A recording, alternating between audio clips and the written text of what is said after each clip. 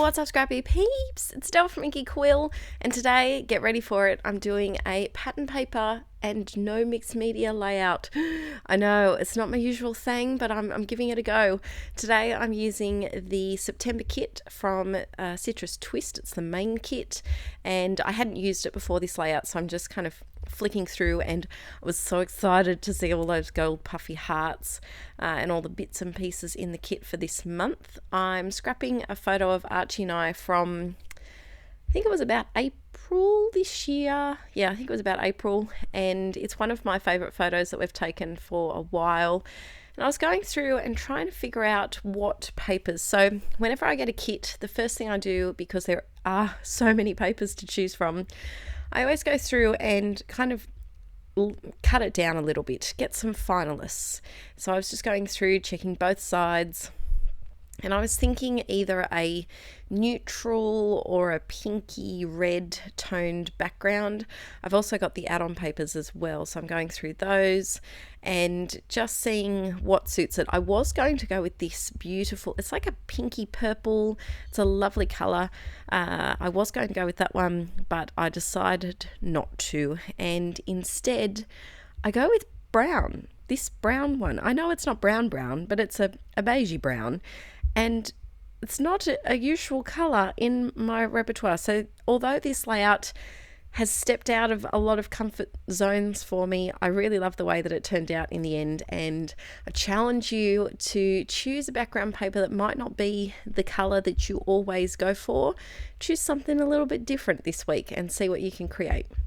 So first up, I am sticking my photo in on some white tissue paper, and I wanted to do a few paper layers behind it that kind of brought out the pinky tones.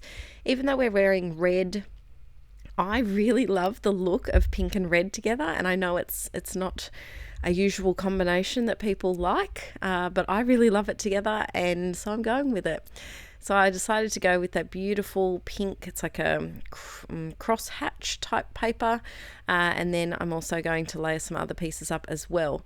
And for this layout, I decided to go with a central orientation, because the embellishment packs, I find the pieces are getting gianter and gianter from the big scrapbooking companies out there, and I wanted to have a play with some of the bigger embellishment pieces. So I thought I'd make a bit of a feature of some of them going down the center of the page. I'm sticking it onto this.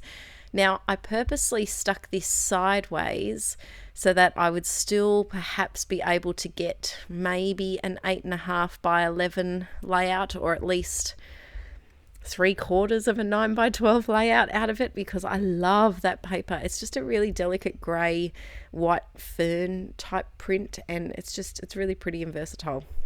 So now that I've got my background pieces on, I'm going to stick that down with my ATG.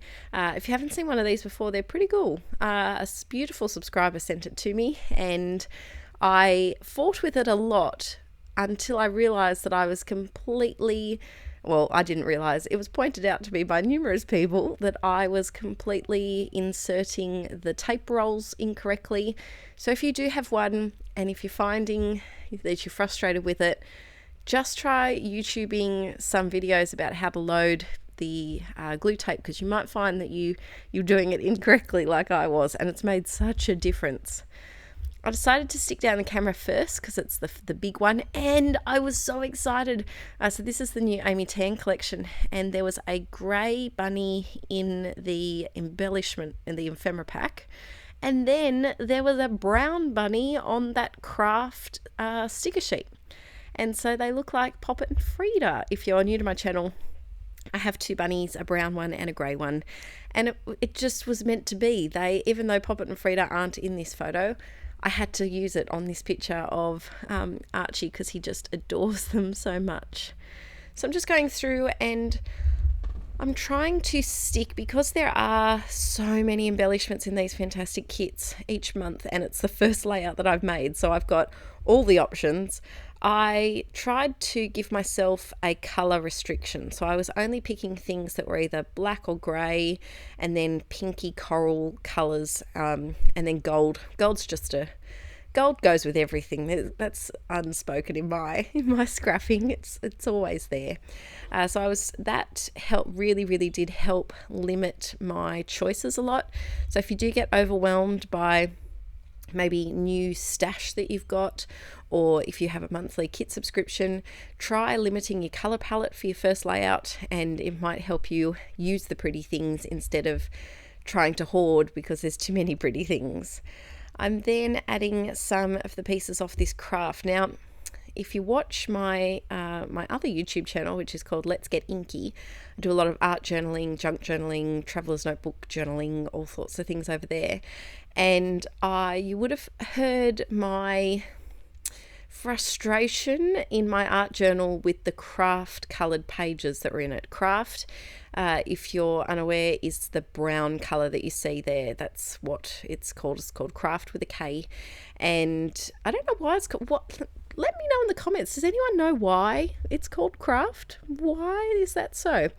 But anyway, I don't get along with craft. We're not friends, but I wanted, because I was using this background that already had that brownie tinge to it, I thought it was a great opportunity to try and use some of the craft pieces, and so they didn't just sit around in my stash, because I know if I don't use, I would say, most of that sheet this month, I'm going to stare at it for a long time and not know how to use it. I love the beautiful doodles and pictures and things that are on that sticker sheet, but because it's not I don't feel comfortable with that colour, I'm going to struggle with it.